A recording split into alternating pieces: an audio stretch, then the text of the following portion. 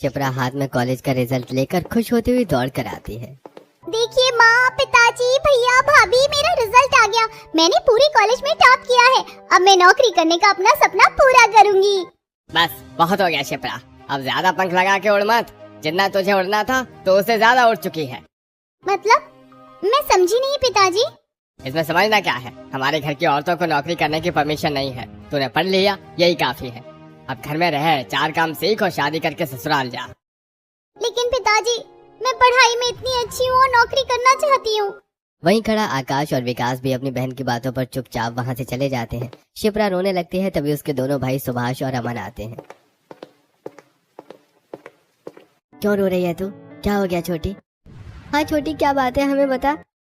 देखो ना भैया, ये मेरा रिजल्ट आया है। मैंने टॉप किया है। मैं जॉब करना चाहती हूँ, पर पिताजी मना कर रहे हैं। ये तो बहुत खुशी की बात है, लेकिन इसमें रोने की क्या बात है? हाँ छोटी, नौकरी करने में भला क्या बुराई है, तुझे जरूर करनी चाहिए। सुभाष, अमन, तुम लोगों को पता है ना कि हमारे घर में ये सब अलाउ नहीं है। तुम लोग भी चुप रहो, वरना अपने पिताजी के गुस्से को तो जानते ही हो। कामनी गंभीर होकर अपने कमरे में चली जाती है। दोनों भाई भी उनके पीछे चले जाते हैं। हॉल में दोनों भाभियां और शिप्रा बचती हैं। देखो शिप्रा, हम तुम्हारे दर्द को समझ सकते हैं, लेकिन अब क्या कर सकते हैं? सिचुएशन के अकॉर्डिंग भी तो चलना पड़ता है ना। जाने दो, हटाओ।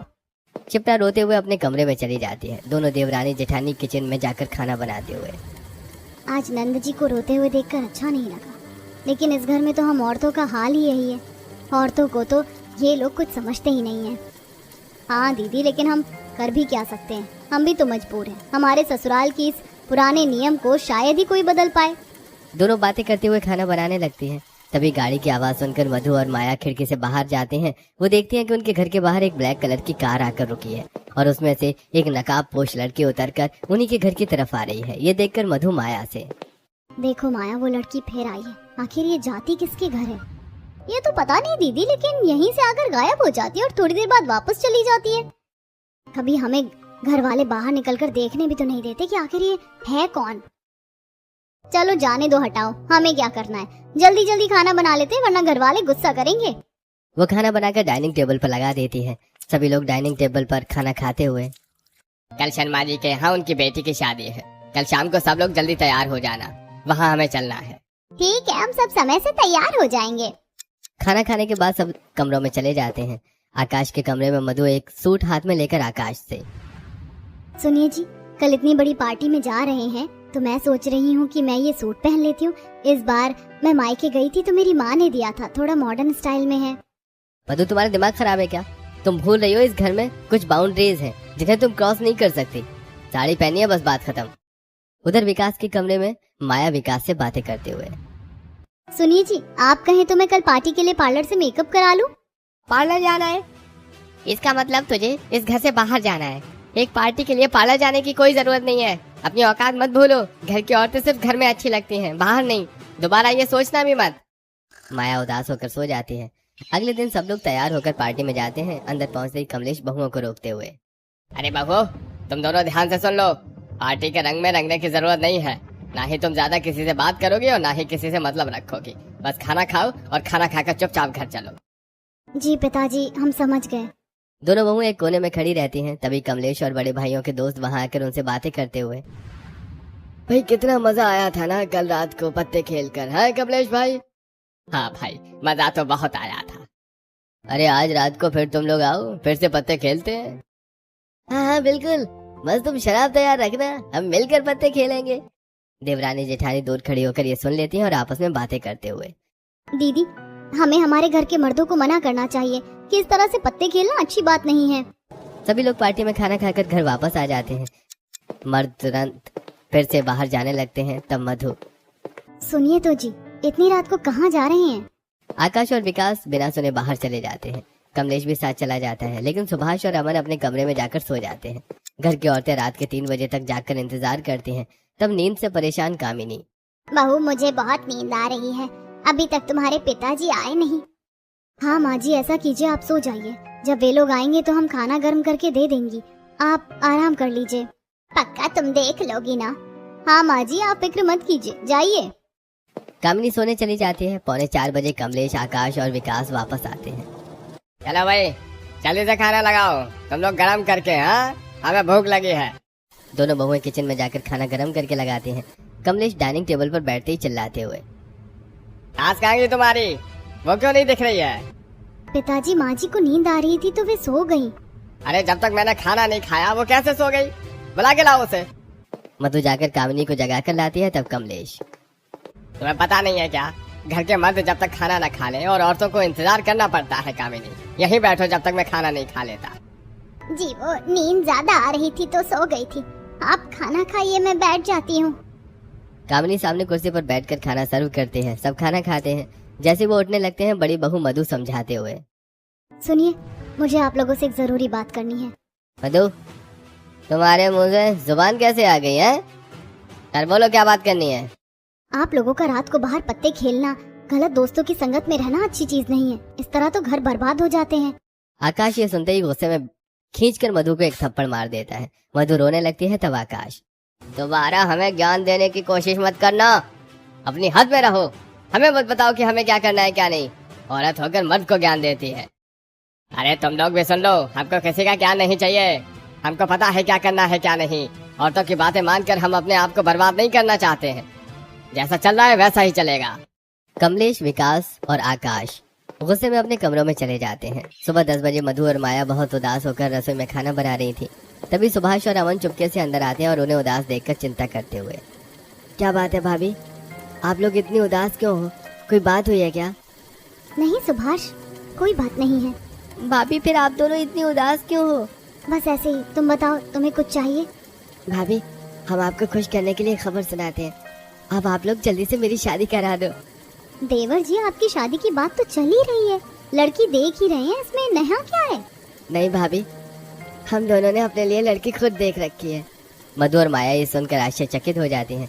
वो सुभाष और अमन को तुरंत ऊपर छत पर कोने में ले जाकर बातें करते हुए, देवर जी, आपको पता है ना हमारे घर वाले कितने स्ट्रिक्ट हैं। वे कभी आपकी पसंद की लड़की को एक्सेप्ट नहीं करेंगे। ऐसा घर में बोलना भी मत। नहीं भाभी, हम दोनों तो उन्हीं को पसंद करते हैं और उनके बिना नहीं रह सकते। हमारा कॉलेज टाइम से अफेयर है। देवर जी, ये पॉसिबल नहीं है। भगवान के लिए भूल जाइए, वरना पिताजी और बड़े भैया पता नहीं आपका और हमारा क्या हाल करेंगे। दोनों भाभियां डरकर नीचे आ जाती हैं। फिर दोनों भाई छत पर ही बात करते हुए, हम इतने सालों के रिलेशन में हैं, उन्हें कैसे छोड़ सकते हैं? हाँ भैया, अब तो एक ही तरीका है कि कोर्ट मैरिज करके ले आते हैं, जो होगा देखा जाएगा। अगले दिन सुभाष और अमन कोर्ट मैरिज करके आराधना और अर्पिता को घर ले आते हैं। कामिनी दरवाजा खोलती है और उन्हें देखकर गुस्सा होते हुए, ये क्या किया तुम दोनों ने? हमारी नाक कटा दी, बिना बताए कोर्ट मैरिज कर ली। माँ, आप लोग तैयार नहीं होते, इसलिए हमको मजबूरी में ये कदम उठाना पड़ा। पता नहीं तुम्हारे पिताजी और भैया क्या कहेंगे। तभी कमलेश, आकाश और विकास कमरे से बाहर आते हैं। वो तीनों सुभाष और अमन को इस तरह लड़कियों के साथ शादी करके आया देखकर गुस्से से पागल हो जाते हैं और कमलेश गुस्से में दोनों लड़कों को खींचकर थप्पड़ मारते हुए, निकल जाओ तुम लोग यहाँ से, आज के बाद हमें अपना मुंह मत दिखाना। पिताजी, पहले ही हमारे परिवार की इतनी बेइज्जती हो चुकी है समाज में, वो दर्द तो भूले नहीं है अब तक। भगवान के लिए और बेइज्जती मत कीजिए। अब शादी कर ही ली है तो इन्हें घर में रख लीजिए। सही कह रहे हो। खैर, अब इन लोगों ने गलती कर ही ली है तो जाओ तुम दोनों अंदर, लेकिन याद रखना कि इस घर के कुछ रूल्स हैं और उन्हें तुम्हें उसी में चलना होगा। दोनों भाई अपनी अपनी पत्नियों को लेकर अपने कमरे में चले जाते हैं। अपने कमरे में आराधना गुस्सा होते हुए सुभाष से, ये क्या, तुम्हारे घर वालों का ये सब कैसा सिस्टम है? वो इतने रूढ़िवादी कैसे हो सकते हैं? मैंने तो तुम्हें पहले ही बताया था इनके बारे में, तो अब तुम्हें धीरे धीरे एडजस्ट तो करना ही होगा ना। मैं एडजस्ट नहीं करूंगी सुभाष, मैं चीजों को बदल दूंगी। उधर दूसरे कमरे में छोटे भाई अमन और अर्पिता आपस में बातें करते हुए, अमन, तुमने जितना बताया था तुम्हारे घर वाले उससे ज्यादा सख्त हैं। हमारे पिताजी ने हमें इतना दबकर रहना नहीं सिखाया। ठीक है झांसी की रानी, लेकिन अभी कुछ मत करना वरना बहुत मुश्किल हो जाएगी। हाँ हाँ, तुम्हारे प्यार के लिए तो मुझे झुकना ही पड़ेगा। कोई बात नहीं, तुम चिंता मत करो। बातें करने के बाद सभी सो जाते हैं। अगले दिन दोनों नई बहुएं तैयार होकर सास कामिनी के पास आती हैं और, माँ जी, आज हमारी पहली रसोई है तो आप बता दीजिए कि आज खाने में क्या बनाना है। हम दोनों बहनें जाकर बना लेती हैं। ठीक है बहू, तुम ऐसा करो कि मिक्स वेज बना लो और पूरियाँ जरूर बनाना। वेज पुलाव भी बनाना क्योंकि बेटों को पसंद है, और साथ में हलवा बना लेना। तभी कमलेश वहाँ आता है और ये सब सुनकर गुस्सा होते हुए, कामिनी, तुम्हारा दिमाग खराब है क्या? तुम्हें पता नहीं है कि यहाँ औरतों को बोलने की इजाजत नहीं है, ना ही औरतों की पसंद का खाना बनता है। फिर कमलेश बहुओं की तरफ मुड़कर, और आज के बाद तुम दोनों भी कान खोल कर सुन लो, तुम्हें कोई भी चीज अपनी सास से नहीं पूछना है, मुझसे पूछना है, क्योंकि मालिक मैं हूँ। ये कैसी सी बात हुई ससुर जी? खाना तो हमेशा औरतों के अनुसार बनता है, इसलिए हमने सासू माँ से पूछा। और ससुर जी वैसे क्यों नहीं बन सकता औरतों की पसंद का खाना? तभी सुभाष और अमन भी वहाँ आ जाते हैं, कमलेश उनकी तरफ देखते हुए। तुम दोनों ने क्या अपनी अपनी पत्नियों को बताया नहीं कि हमारे घर के रूल्स क्या हैं? वो दोनों इतने सवाल कैसे कर रही हैं? पिताजी, अपनी पसंद का कुछ बनाना चाहती है तो बनाने दीजिए ना। जाओ, तुम दोनों अपनी पसंद का खाना बना लो। वो दोनों रसोई में चली जाती हैं। रसोई में दोनों जेठानियां मधु और माया, जो कि पहले से तैयारी कर रही होती हैं, उन्हें देखकर। आओ आओ देवरानी जी, हमने तुम्हारी पहली रसोई की सारी तैयारियां पहले से ही कर रखी हैं, ताकि तुम दोनों को ज्यादा दिक्कत ना हो। सचमुच आप लोग कितनी अच्छी हो।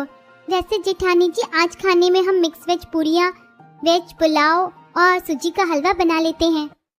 अरे ये तो माँ जी की पसंद का खाना है, लेकिन इस घर में तो औरतों की पसंद का खाना नहीं बनता। जेठानी जी, नहीं बनता था, लेकिन आज के बाद जरूर बनेगा। सभी बहुएं मिलकर खाना बनाती हैं और फिर डाइनिंग टेबल पर लगा देती हैं। फिर जैसे ही नई बहुएं खाना खाने बैठने लगती हैं, कमलेश अपने बेटों को घूर कर देखता है। तब सुभाष अपनी पत्नी से, सुनो ना, तुम अभी मत बैठो, पहले हम खा लेंगे फिर बैठना। मतलब हम समझे नहीं सुभाष।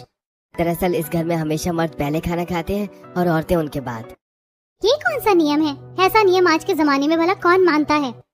और अगर ये नियम है तो आज के बाद हमेशा के लिए बदल दीजिए।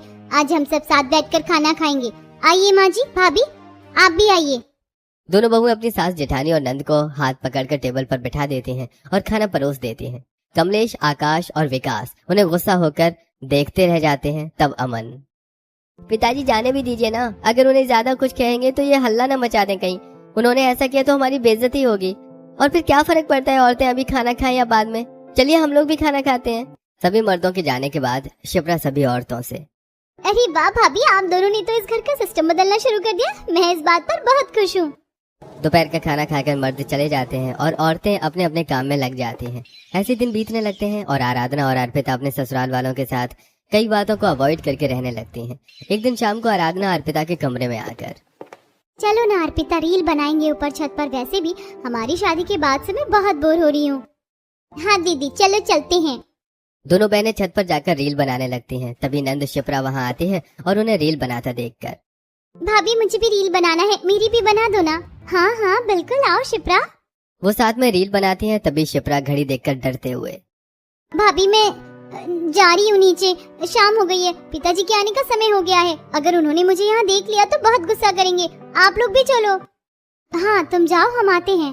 शिप्रा चली जाती है। दोनों बहुएं आपस में बात करते हुए, आखिर ऐसा क्या राज है इस घर के मर्द औरतों को इतना क्यों दबा कर रखते हैं? वो औरत को इंसान नहीं समझते क्या?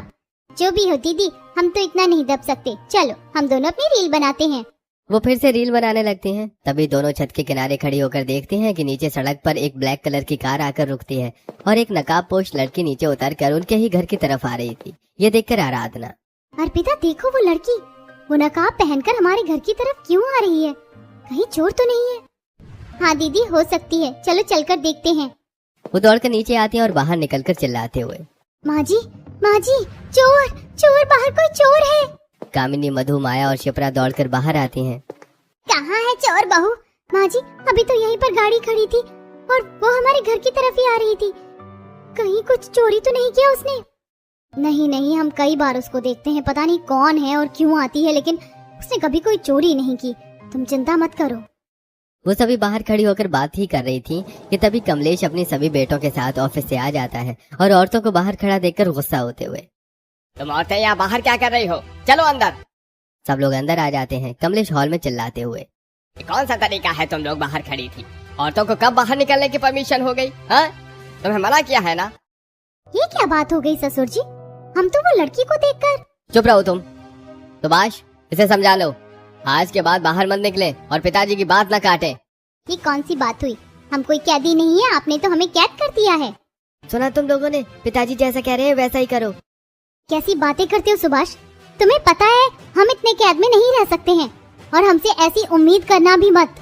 वैसे भी जब से हम शादी करके आए हैं तुम हमें लेकर ही कहाँ गए हो? अच्छा बाबा, मैं जानता हूँ कि जब से तुम लोग शादी करके आई हो बाहर नहीं निकली।